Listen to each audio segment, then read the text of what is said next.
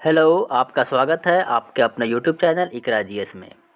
ठीक है, आज हम आप लोगों को बताएंगे कि डीएलएड का फॉर्म आप अपने मोबाइल से कैसे भर सकते हैं। तो आप सबसे पहले क्या कीजिएगा, आपके ब्राउज़र होगा क्रोम ब्राउज़र, उसमें आ जाइएगा। ठीक है, यहाँ पे गूगल पे आ जाइएगा। ठीक है, उसमें क्या कीजिएगा, आप सर्च कीजिएगा यहाँ पे आप www.sarkariresult.com। देखिए लिखा हुआ है यहाँ पे, ये वाला आपका है, इसको आप सर्च कर लीजिएगा। ठीक, उसके बाद फिर क्या कीजिएगा कि आप इसको ओके कर दीजिएगा। तो यहाँ से आपका ये फॉर्म आपका खुल के आ जाइएगा। फिर नीचे स्क्रॉल कीजिएगा, यहाँ जैसे आप स्क्रॉल कीजिएगा तो यहाँ नीचे वाले सेक्शन में आपका लिखा होगा एडमिशन। देखिए यहाँ पे लिखा हुआ है आपका एडमिशन। ठीक है, वो उसी में लिखा हुआ है नीचे में यहाँ पे बिहार डीएलएड एडमिशन 2024 फॉर्म। ठीक है, आप इस पर क्या कीजिएगा, क्लिक कीजिएगा। क्लिक करने के बाद आपका ये बिहार डीएलएड का फॉर्म खुलकर आ जाएगा। ठीक है, आप यहाँ देख सकते हैं कि Bihar DElEd admission test 2024 apply online form 2 फरवरी को ये आया था। ठीक है, तो फॉर्म को भरना कैसे है मोबाइल से, ये आपको हम बताएंगे।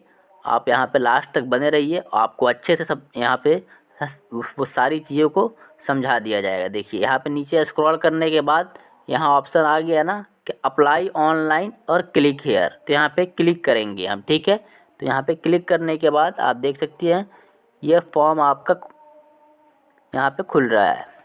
देखिए यहाँ पे आपका फॉर्म खुलकर आ गया। ठीक है, यहाँ आप देख सकते हैं डीएलएड 2024 से 26 एप्लीकेशन फॉर्म। ठीक है, बिहार विद्यालय परीक्षा समिति, ये आपका जो एग्ज़ाम लेता है बीएसईबी लेता है एग्ज़ाम।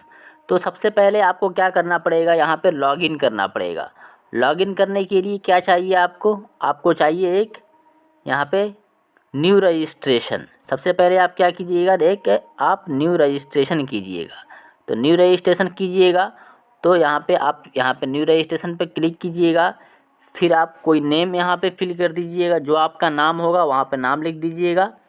ठीक है, उसके बाद यहाँ पे फिर कंफर्म नेम में यहाँ कंफर्म नेम कीजिएगा। मान लीजिए कि आपका नाम है अशोक। ठीक है, तो यहाँ पे लिख दीजिएगा आप अशोक। ठीक है, यहाँ पे फिर आप क्या कर दीजिएगा, अशोक लिख दीजिएगा। ठीक है, फिर यहाँ पे आप दीजिएगा अपना ईमेल आईडी, कोई भी ईमेल आईडी होगा आप दे दीजिएगा यहाँ। फिर नीचे में लिखा होगा आपका मोबाइल नंबर।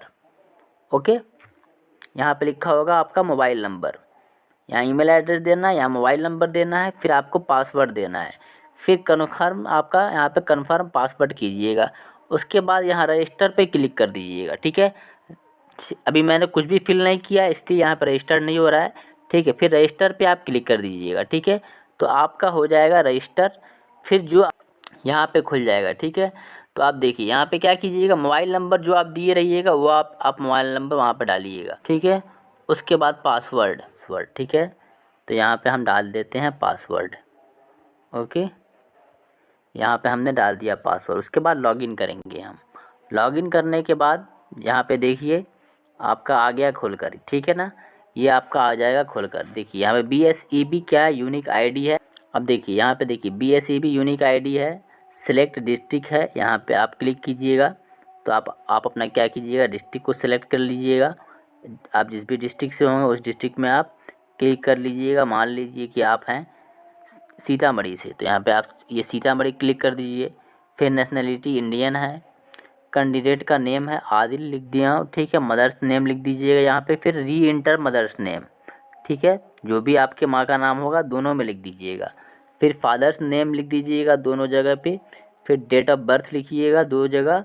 फिर करेंट एज वो अपने आप लिख कर आ जाएगा। ठीक है, यहाँ जेंडर यहाँ फिल कर दीजिएगा, मेल है तो मेल, फीमेल है तो फीमेल यहाँ पे आप सेलेक्ट कर दीजिएगा।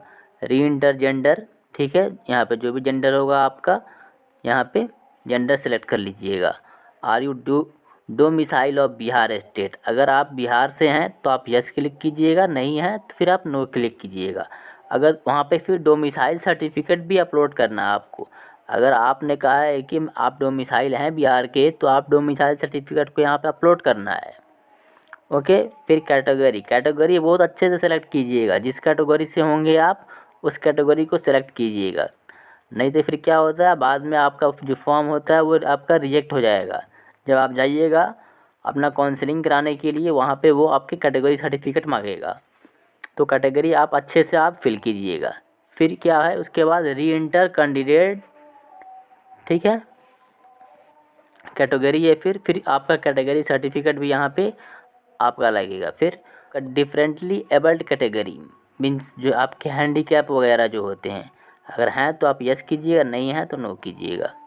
फिर are you dependent son dependent unmarried daughter of an service retired degrees ex defence personnel, ये अगर नहीं है तो नो, है तो आप यस कर दीजिएगा। ये सारे चीज़ आप फिल करने के बाद देखिए have you studied Urdu subject at 10th level, ठीक है, यहाँ पे लिखा है कि have you studied Urdu subject at 12th level, 12th level में आपने इंग्लिश, ठीक है ना, यहाँ पे आपने उर्दू पढ़ा है, अगर पढ़ा है तो यस क्लिक कीजिए, नहीं पढ़ा है तो नो क्लिक कीजिए, ठीक है। यहाँ भी आपका है, अगर पढ़े हैं तो यस क्लिक ये यहाँ पे आपको कर देना है। फिर फैकल्टी में आपका देखिए कौन सा फैकल्टी में है, तो साइंस क्लिक कर दीजिएगा, अगर साइंस से होंगे तो आर्ट्स से होंगे तो आर्ट्स, कॉमर्स से होंगे तो कॉमर्स, ठीक है। फिर यहाँ न्यू आपको करना है, फिर 2 मरतबा कराएगा, ठीक है आपसे। उसके बाद है कि whether intermediate exam passed, whether intermediate exam passed, क्या आपने जो एग्ज़ाम है उसको पास किया है कि नहीं किया है, अगर नहीं किया है तो यहाँ पे नो लिखिएगा, अगर अपियरिंग में भर रहे हैं तो, अगर कर लिया है पास तो यस कर दीजिएगा। अगर आप ये अगर आप मतलब इस साल अगर आप मतलब कर रहे हैं तो यहाँ नो कीजिएगा, तो देखिए यहाँ पे आ जाएगा अपियरिंग का ऑप्शन, तो यहाँ पे आप कर दीजिएगा यस कि हाँ आप अपियरिंग में हैं, दोनों ऑप्शन आ जाएंगे, ठीक है। फिर उसके बाद है मैट्रिक्स का, यहाँ पे आपको डिटेल देना है, जो भी डिटेल भरा है आपने उसको दे दीजिएगा, मैट्रिक का डिटेल सारा कुछ यहाँ पे आपको लिखना पड़ेगा। उसके बाद अपलोड करना है डॉक्यूमेंट, तो मैट्रिक का यहाँ पे डॉक्यूमेंट अपलोड कर दीजिएगा, ओके। फिर नेक्स्ट में है आपका यहाँ पे फिल एड्रेस, एड्रेस को फिल करना है, यहाँ पे एड्रेस फिल कर दीजिएगा, ठीक। परमानेंट एंड आप अगर आपका कॉरस्पॉन्डेंस एड्रेस दोनों अगर सेम है तो यहाँ पे टिक कर दीजिएगा। टिक करने के बाद क्या होगा कि जो आपने उसमें भरा होगा सेम चीज़ वो आपका इसमें भरा जाएगा, ओके। फिर यहाँ देखिए नेक्स्ट में उसके बाद आपका है upload photograph and signature of candidate, तो यहाँ फ़ोटोग्राफ और सिग्नेचर को आपको अपलोड करना है, ठीक है। उसके बाद फिर क्या करना है, इसको सेव कर देना है। सेव करने के बाद जब आप इसको सेव कर दीजिएगा तो उसके बाद फिर आपका आएगा नेक्स्ट, इसका स्टेप आएगा आपका पेमेंट करने का, तो फिर पेमेंट कर दीजिएगा। उसके बाद फॉर्म को सबमिट कर दीजिएगा। सबमिट करने के बाद आपका लिख देगा फॉर्म आपका सक्सेसफुली सबमिट हो गया है। आई होप कि आपको सारी बातें समझ में आ गई होगी, लेकिन फिर भी अगर कोई डाउट होता है तो आप कमेंट सेक्शन में ज़रूर पूछ लीजिएगा। अगर आपको वीडियो अच्छा लगा तो आप हमारे चैनल को सब्सक्राइब करें